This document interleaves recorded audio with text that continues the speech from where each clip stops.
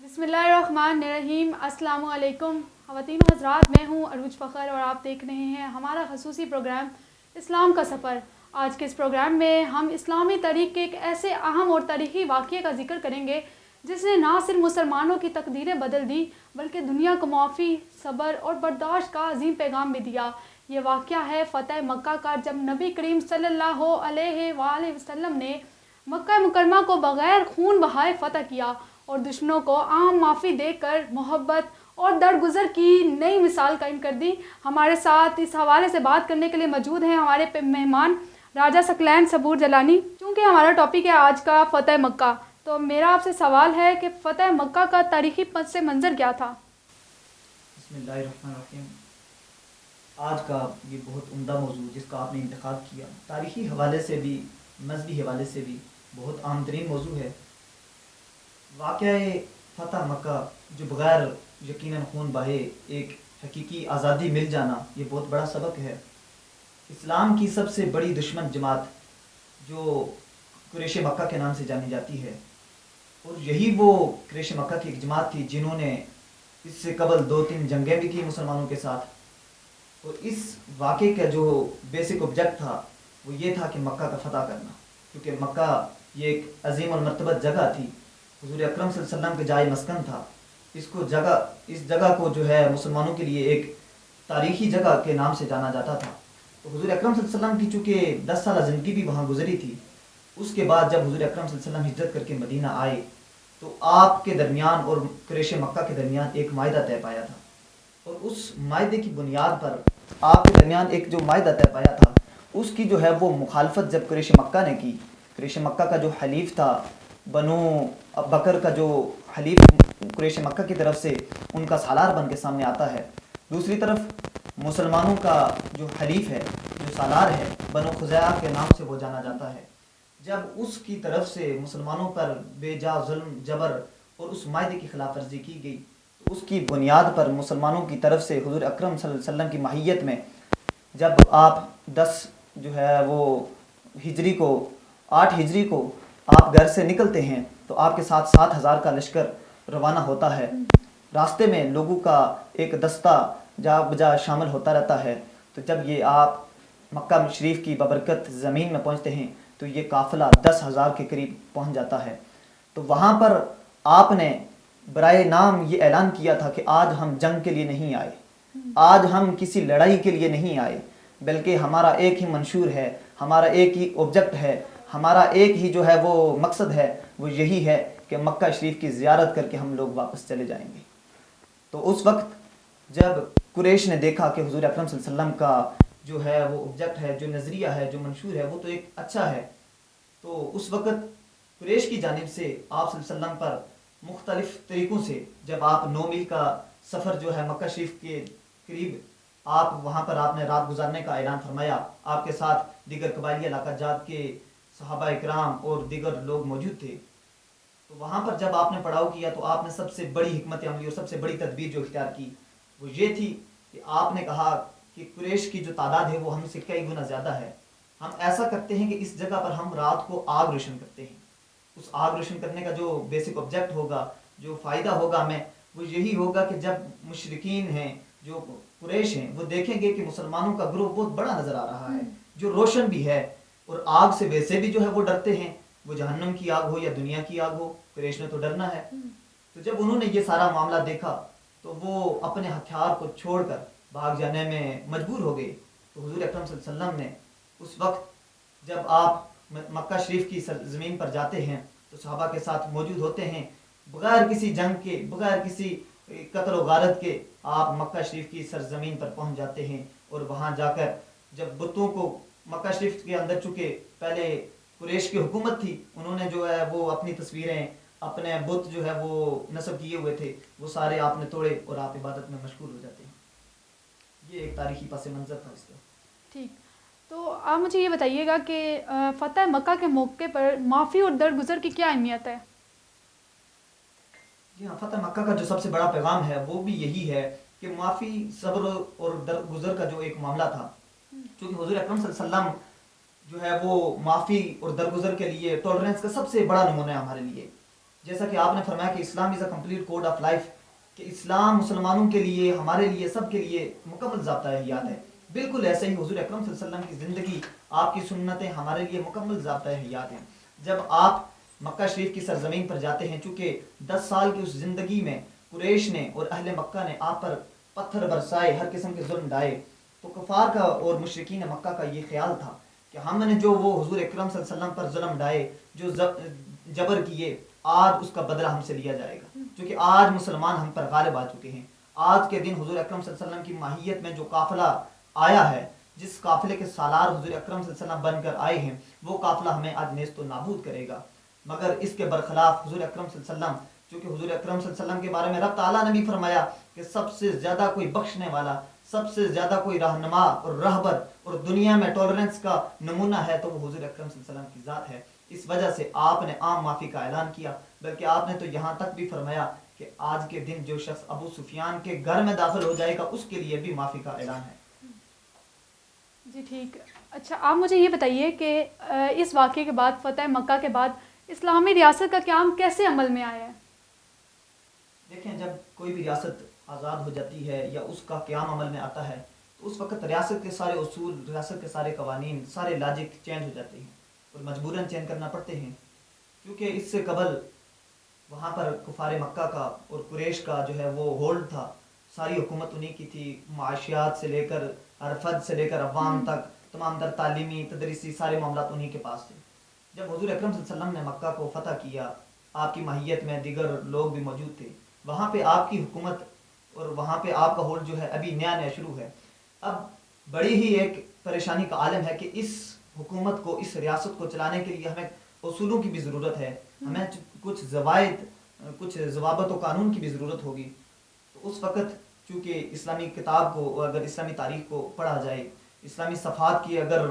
روشنی میں تاریخ اسلام کو بھی پڑھا جائے، تو یہ چیز واضح نظر آتی ہے کہ جتنے بھی لوگ تھے، چاہے وہ سرمایہ دار ہوں، چاہے وہ کاروباری ہوں، معاشی ہوں، معاشرت سے تعلق رکھتے ہوں، وہ سارے 3 ہی علاقے ایسے ہیں جہاں سے ان کا تعلق تھا. وہ حجاز کے علاقے ہیں، ان میں سے مکہ شریف بھی تھا، مدینہ شریف کی سرزمین کے لوگ بھی موجود تھے، اور تیسرے اہل حجاز کے لوگ تھے.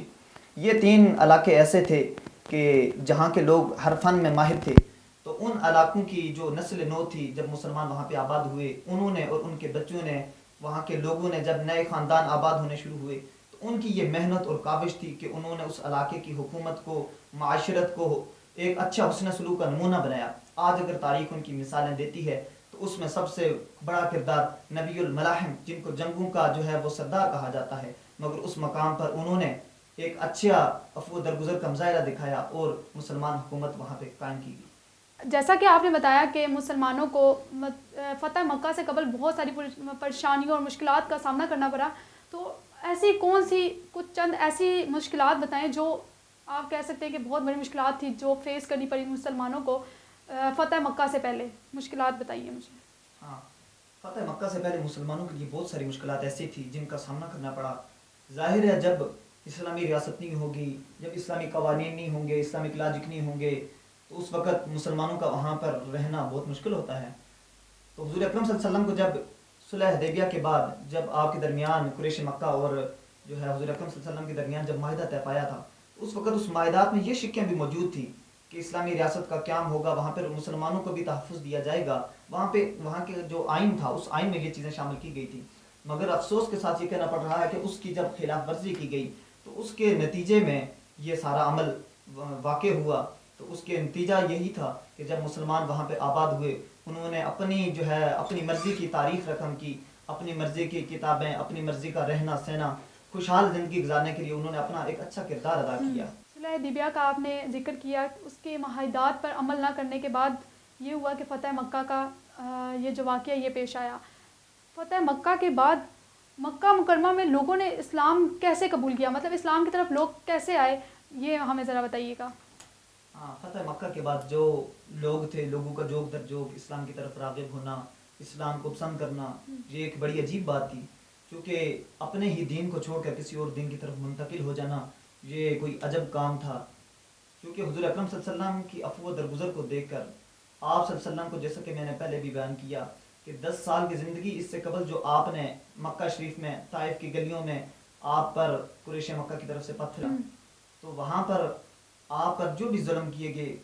اس دن یعنی فتح مکہ کے موقع پر آپ نے جب عام معافی کا اعلان کیا اور آپ نے جو خطبہ ارشاد فرمایا اس میں یہی تھا کہ آج کے دن تم پر کوئی ملامت نہیں، آج کے دن تم پر کوئی ظلم نہیں، کوئی بدلہ نہیں، یقیناً ہماری طرف سے بھی آپ کو معاف کر دیا گیا ہے اور رب تعالیٰ کی طرف سے بھی آپ کے لیے عام معافی کا اعلان ہے۔ اس عام معافی کے اعلان اور حضور اکرم صلی اللہ علیہ وسلم کی اس عفو درگزر کو دیکھ کر قریش مکہ بڑے متاثر ہوئے، ان کی یہ نفوس میں اور ان کے دل میں یہ بات پوشیدہ تھی کہ آج کے دن حضور اکرم صلی اللہ علیہ وسلم ہم سے شاید بدلہ ہی نہ لے لیں، کیونکہ حضور اکرم صلی اللہ علیہ وسلم نے کبھی کسی سے بدلہ نہ لیا۔ آپ نے جب طائف میں پتھر کھائے اس وقت بھی آپ نے لوگوں کو دعائیں دی،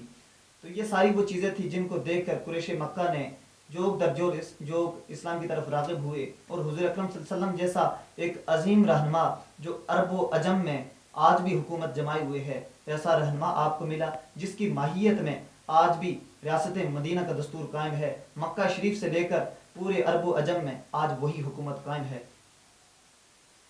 جی، آپ مجھے یہ بتائیے گا کہ فتح مکہ کے بعد مسلمانوں کو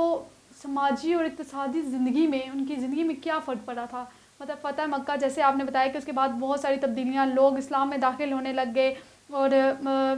سارا ماحول بہت عمدہ ماحول ہو گیا، کیونکہ معافی درگزر کے بعد حضرت محمد صلی اللہ علیہ وسلم کی شخصیت سے منسلک لوگوں نے جو اسلام قبول کیا ان کی وجہ سے، تو وہ ساروں کی زندگی میں، ان سب لوگوں کی زندگی میں سماجی اور اقتصادی طور پر کیا چینجز آئے تھے، یہ بتائیں۔ سماجی اور اقتصادی طور پر اگر تاریخ کو دیکھا جائے تو اس وقت جو نو مسلم تھے اور جو نئے مہاجر تھے، جو اپنی 10 سالہ زندگی کو چھوڑ کر، دیکھیں کہ جب بھی کوئی شخص اپنے گھر کو خیر آباد کہتا ہے، اپنے گھر کو ویران کر کے کسی اور بستی میں، کسی اور شہر میں آباد ہو جاتا ہے، تو اس وقت جب 10 سال کی زندگی گزارنے کے بعد جب وہ واپس گھر پلٹتا ہے تو اس وقت خوشی کا عالم کیا ہوتا ہے یہ آپ بھی بہتر جانتے ہیں۔ تو اس وقت جب 10 سال کی زندگی کے بعد جب آپ کی ماہیت میں قریش مکہ کو مسلمان کرنے کے بعد جوک در جوک جب لوگ اسلام کی طرف آ رہے تھے، اس کے بعد جب آپ واپس مکہ شریف کی سرزمین پر جاتے ہیں، اس وقت ملک کو اور اس ریاست کو قائم کرنے کے لیے، اس ملک کو چلانے کے لیے اقتصادی، معاشی، معاشرتی ہر قسم کی مسائل اور پریشانیاں لاحق تھیں۔ اس وقت یہ جو اس پہلے یعنی کہ فتح مکہ سے پہلے جو اس ریاست کو چلانے والے تھے، جو اس ملک کو چلانے والے تھے، ان میں سے زیادہ تر لوگ جو ہے وہ اہل حجاز میں سے تھے۔ اب اہل حجاز جب وہ ان کے لوگوں نے اسلام تو قبول کرنا شروع کر دیا، جب وہ اسلام کی طرف راغب ہونا شروع ہو گئے تو انہوں نے دیکھا کہ اب ہمارا گزارا نہیں ہے مسلمان ہونے کے بغیر۔ جب ان کا سالار ابو سفیان وہ بھی اسلام لانے پر مجبور ہو چکا، ابو سفیان نے جب دیکھا کہ حضور اکرم صلی اللہ علیہ وسلم اس قدر مہربان ہیں، آپ نے عام معافی کا اعلان بھی کر دیا، وہ حضور اکرم صلی اللہ علیہ وسلم کے چچا حضرت ابن عباس کے جو ہے وہ پاس حاضر ہو جاتا ہے اور ان کے پاس پناہ لے لیتا ہے۔ ابو سفیان جو ہے وہ حضرت ابن عباس سے عرض کرتا ہے کہ آج کے دن آپ کے جو ہے وہ صاحبزادے نے، آپ کے بھتیجے نے، جس پر سب کو فخر ہے، وہ عام معافی کا اعلان کر رہے ہیں، تو آج کے دن اگر مجھے معاف کر دیا جائے، کیونکہ اس کے دل میں بھی یہ خیال تھا کہ جس قدر ہم نے ظلم کیا، آج ان تمام ظلم کا، اس ستم کا ہم سے بدلہ لیا جائے گا۔ تو ابو سفیان جب حضرت ابن عباس کے پاس حاضر ہو جاتا ہے تو حضرت ابن عباس جب حضور اکرم صلی اللہ علیہ وسلم کو عرض کرتے ہیں کہ اے حضور، اے قائد، اے سالار مکہ، اے فاتح مکہ، آج جو ہے اس ابو سفیان کو معاف کر دیا جائے، تو حضور اکرم صلی اللہ علیہ وسلم نے اس وقت عام معافی کا اعلان بھی کیا، اور اس وقت اس نئی ریاست کے قیام میں جتنے بھی مسائل تھے ان کو دور کرنے کے لیے اہل حجاز کے جو ماہر تھے، چاہے وہ معاشرت میں ہوں، سماج میں ہوں، وہ تعلیم میں ہوں، فرد سے لے کر ملت تک جتنے بھی لوگ تھے، ان سب کا قیام عمل میں لایا۔ اگر ہم اپنی اسلامی تاریخ دیکھیں تو اس میں بتایا گیا ہے کہ فتح مکہ کے موقع پر حضرت محمد صلی اللہ علیہ وآلہ وسلم نے ایک خطبہ ادا کیا۔ آپ اس خطبے کی کیا اہمیت ہے، ہمیں بتائیے کہ وہ خطبہ کیوں ادا کیا گیا اور اس کی کیا ضرورت پیش ہوئی؟ ہاں، فتح مکہ کے موقع پر ایک تاریخی خطبہ ارشاد فرمایا گیا، جو حضور کریم صلی اللہ علیہ وسلم نے بذات خود ارشاد فرمایا. چونکہ قرآن کریم کی اگر سورہ فتح کو بھی پڑھا جائے تو اس میں بھی وہ خطبہ نمایاں نظر آتا ہے، جس کا مفہوم کچھ یوں بنتا ہے کہ حضور اکرم صلی اللہ علیہ وسلم نے جب منبر شریف پر تشریف فرما ہو کر آپ نے یہ خطبہ ارشاد فرمایا کہ آج کے دن تم پر کوئی ظلم نہیں، آج کے دن تم سب امان میں ہو، اور تم سب جو ہے وہ ظلم سے نجات پا کر ایک علیحدہ اور اسلامی ریاست کے قیام کے عمل میں آ چکے ہو، اب تم پر کوئی جو ہے وہ ظلم نہیں کر سکتا، تم یعنی امان میں ہو. تو حضور اکرم صلی اللہ علیہ وسلم نے یہ خطبہ ارشاد فرمایا چونکہ کفار مکہ جو تھے، وہ قریش مکہ جو تھے، ان کا یہی نظریہ تھا، ان کا پوائنٹ آف ویو یہ تھا کہ جس قدر ہم نے ظلم کیے آج اس کا بدلہ بھی ہم سے لیا جائے گا. لیکن حضور اکرم صلی اللہ علیہ وسلم نے جب تمام در قریش مکہ کو جمع کر کے، اور جو نو مسلم تھے یعنی جوگ در جوگ جو اسلام کی طرف لوگ داخل ہو رہے تھے، ان کے لیے بھی آپ نے ٹولرنس کی ایک عظیم مثال قائم کرنی تھی، اور تاریخ کو بھی یہ بتانا تھا کہ ہر چیز کا جو حل ہے وہ صرف تلوار ہی نہیں بلکہ معافی کے ذریعے سے بھی، بلکہ ایک کسی کو اچھی فکر دینے سے بھی کوئی بھی ریاست آزاد ہو سکتی ہے. تو اس کی جو ہے عملی مثال اگر ہم دیکھیں تاریخ میں تو یہ فتح مکہ کا سب سے بڑا عظیم مارکہ ہے، جس میں بغیر کسی قتل و غارت کے حضور اکرم صلی اللہ علیہ وسلم نے جب منبر شریف پر تشریف فرما ہو کر یہ خطبہ ارشاد فرمایا. اس خطبے کا ہی وہ نتیجہ تھا کہ جس کے نتیجے میں کئی جو ہے وہ نو مسلم وجود میں آئے، لوگوں نے اپنے اولاد کو، اپنے والدین کو، اپنے تمام تر مال اسباب کو ترجیح نہیں دی، بلکہ آپ نے حضور اکرم صلی اللہ علیہ وسلم کے ساتھ محبت کا مظاہرہ کرتے ہوئے، حضور اکرم صلی اللہ علیہ وسلم کے ساتھ شفقت کا مظاہرہ کرتے ہوئے آپ کے اس جو ہے نبوت کا بھی جو ہے وہ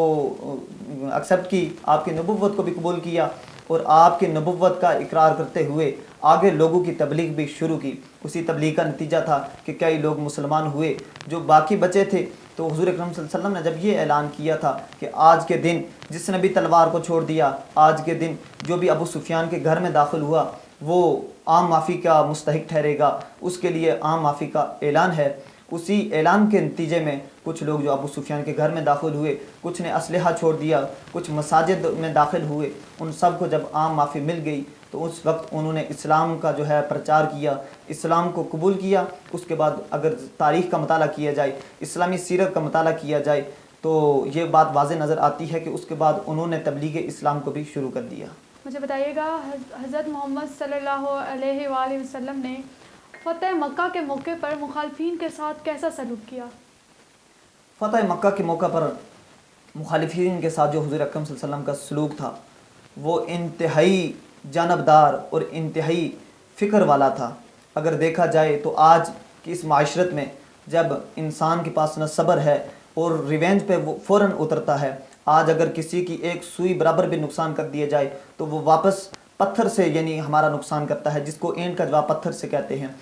تو حضور اکرم صلی اللہ علیہ وسلم نے اس وقت جو ہمیں پیغام دیا تھا، چونکہ اس وقت اسلامی تاریخ کا یہ سب سے بڑا مرکہ تھا، اور اس میں پیغام بھی جو بھی دینا تھا وہ کوئی چھوٹا پیغام نہ تھا بلکہ انسانیت کے لیے اور قیامت تک آنے والے مسلمانوں کے لیے بہت بڑا پیغام تھا. تو آپ نے اس وقت جو ہے عام معافی کا بھی اعلان کیا، اور کفار مکہ کو کوئی ان سے بدلہ نہ لیا، کوئی ان سے اجرت نہ لی، جو وہ تبلیغ کرتے رہے اس پر بھی ان کو بغیر کسی اجرت کے حضور اکرم صلی اللہ علیہ وسلم نے باقاعدہ احادیث مبارکہ میں موجود ہے کہ حضور اکرم صلی اللہ علیہ وسلم نے فرمایا کہ آج کے دن میں تم سے کسی اجرت کا مطالبہ نہیں کرتا، آج کے دن میں تم سے کسی جو ہے زر کا، مال کا، متاع کا مطالبہ نہیں کرتا، بلکہ میرا مقصد یہی تھا کہ ہم مسلمان اپنی حقیقی آزادی سے جی سکیں، اور مکہ شریف کے اندر جو بت قائم کیے گئے ہیں، جو تصویریں پوست کی گئی تھی، ان تصویروں کا کلا کما کرنا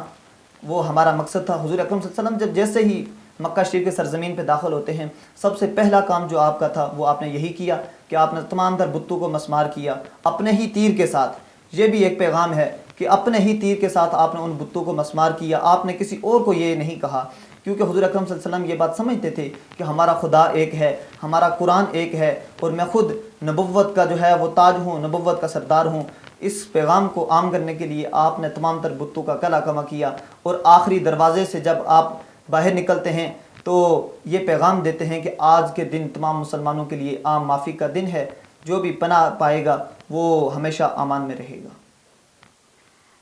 جی اچھا، آپ مجھے یہ بتائیے گا کہ آج کے مسلمانوں کے لیے فتح مکہ سے کیا پیغام ملتا ہے؟ مطلب کیا رزلٹ تھا؟ اس کا رزلٹ تو چلو ہم نے دیکھ لیا، لوگوں کے لیے اس کا کیا پیغام ہے فتح مکہ کا؟ فتح مکہ کے موقع پر دیکھیں، کوئی بھی کھیل کھیلا جاتا ہے، کوئی بھی امتحان قائم ہوتا ہے، سارا جو ہے نتیجہ اس کا رزلٹ پہ ہوتا ہے، اس کے انتظار بھی رزلٹ کی ہی ہوتی ہے کہ کیا رزلٹ آنا ہے. تو اس کا بھی فتح مکہ کا جو رزلٹ ہے، جو نتیجہ ہے، وہ یہی ہے کہ حضور اکرم صلی اللہ علیہ وسلم نے عام معافی کا اعلان کیا. سب سے بڑا یہ نتیجہ اس کو یہی سمجھا جاتا ہے، جس وجہ سے حضور اکرم صلی اللہ علیہ وسلم کی یہ فتح مکہ کا پیغام آج سیرت کی کتابوں میں موجود ہے. چاہے وہ درس نظامی ہو، جو عالم بننے والے ہیں وہ اس کو بہتر جانتے ہیں، چاہے وہ اسکول کی کتابیں ہوں، ہر نصاب میں، ہر کتاب میں اگر فتح مکہ کا جو ہے پیغام وہ جا رہا ہے، اس کا سب سے بڑا نتیجہ یہی ہے، اس کا سب سے بڑا جو ہے وہ سبب یہی ہے کہ فتح مکہ کے موقع پر حضور اکرم صلی اللہ علیہ وسلم نے صرف اپنوں ہی سے نہیں بلکہ غیروں کے لیے بھی عام معافی کا اعلان کیا. حضور اکرم صلی اللہ علیہ وسلم نے جو ہے ایک عظیم مظاہرے کا جو ہے وہ اعلان کیا اور مسلمانوں کے سامنے معاشرت قائم کرنے کے لیے آپ نے ایک اچھا پیغام دیا کہ جب بھی کسی معاشرے کو قائم کیا جاتا ہے تو ہر وقت ہر فرد سے بدلہ نہیں لیا جاتا، بلکہ کچھ افراد ایسے ہوتے ہیں جن کو اپنی امان میں رکھ کر ان کو جو ہے دین پڑھایا جاتا ہے، ان کو اپنا عقائد سکھائے جاتے ہیں، اور ان کو جو ہے وہ اسلامی ریاست کے اصول سکھائے جائیں تو وہ یقیناً ایک اچھی ریاست قائم کر سکتے ہیں. جی، آخر میں مجھے یہ بتائیے گا کہ فتح مکہ کے موقع پر مسلمانوں کی کتنی تعداد تھی اور مخالفین کی کتنی تعداد تھی، اور مسلمانوں اور مخالفین کا کیا نقصان ہوا؟ فتح مکہ کے موقع پر مسلمان جب حضور اکرم صلی اللہ علیہ وسلم کی ماہیت میں صلح حدیبیہ کے موقع پر جب آپ گھر سے نکلتے ہیں تو اس وقت جو تعداد تھی وہ تاریخ کی کتابوں میں مختلف تردد کے ساتھ اگر دیکھا جائے تو وہ تقریباً 7,000 بنتی ہے. جب آپ اس 7,000 کی تعداد کو قافلہ سالار حضور اکرم صلی اللہ علیہ وسلم خود بنتے ہیں، وہ اس قافلے کو لے کر اہل مکہ کی طرف نکلتے ہیں، تو یہ قافلہ جب 9 میل کے فاصلے پر ابھی ہوتا ہے مکہ شریف سے، تو اس وقت یہ قافلہ لوگوں کے جوگ در جوگ شامل ہونے کی وجہ سے یہ قافلہ تقریباً 10,000 کے فگرز تک پہنچ جاتا ہے. جب دوسری طرف اس کے مقابلے میں اگر دیکھا جائے کہ مخالفین اور اہل قریش کی تعداد، تو وہ تاریخ کی کتابوں میں جو لکھا ہے وہ لامحدود تھی، یعنی اتنی زیادہ ان کی تعداد تھی چونکہ وہ ان کا آبائی علاقہ بھی تھا، ان کی جائے پناہ بھی تھی، چونکہ جس علاقے میں جو لوگ رہتے ہیں وہ اکثریت میں زیادہ ہوتے ہیں. اس وجہ سے مخالفین کی تعداد جو ہے وہ انکاؤنٹیبل تھی، لیکن مسلمان اس میں 10,000 کے قریب تھے. تو اس کا جو دوسرا پوائنٹ تھا آپ کا کہ اس میں مسلمانوں کا نقصان کتنا ہوا، تو تاریخ کی کتابوں میں بھی یہ بات بھی واضح نظر آتی ہے کہ مسلمان صرف 2 ہی جو ہے وہ شہید ہوئے، اور اس کے مقابلے میں کفار اور اہل قریش جو تھے وہ تاریخ کی کتابوں کے مطابق 17 تھے، وہ 17 لوگ تھے جو مارے گئے، اور مسلمانوں کی صرف 2 ہی شہادتیں تھیں. چونکہ یہ کوئی جنگ کا اعلان نہیں تھا اور یہ اس کا مقصد بھی کوئی جنگ کرنا نہیں تھا. حضور اکرم صلی اللہ علیہ وسلم جب گھر سے جاتے ہیں تو آپ واضح یہ اعلان کرتے ہیں کہ آج کے دن ہمارا جو آبجیکٹ ہے وہ یہی ہے کہ ہم زیارت حرمین کے بعد، زیارت مکہ شریف کے بعد واپس لوٹ آئیں گے، اور جو آپ کی طرف سے جو معاہدے کی خلاف ورزی کی گئی اس پر ہم بات چیت کر کے واپس لوٹ آئیں گے. اس میں کوئی جنگ کا اعلان نہیں تھا، اس وجہ سے نقصان بھی کم ہوا، مگر مسلمانوں کو بغیر کسی جنگ کے فتح مل جانا یہ کسی عظیم مارکے سے کم نہیں. اسلامی تاریخ دیکھی جائے تو معافی اور درگزر سے بھری پڑی ہے. حضرت آدم سے لے کر حضرت محمد صلی اللہ علیہ وآلہ وسلم تک ہر کسی نے معافی اور درگزر سے کام لیا. ہمیں فتح مکہ سے یہ سبق ملتا ہے کہ ہمیں جتنی بھی بڑی غلطی ہو معاف کر دینا چاہیے. ہمارے ساتھ فتح مکہ پہ بات کرنے کے لیے موجود تھے راجہ ثقلین صبور جیلانی صاحب، بہت شکریہ آپ کا. مزید ایسے ہی پروگرام اسلام کا سفر دیکھنے کے لیے ہمارے ساتھ جڑے رہیے. بہت شکریہ. اللہ حافظ.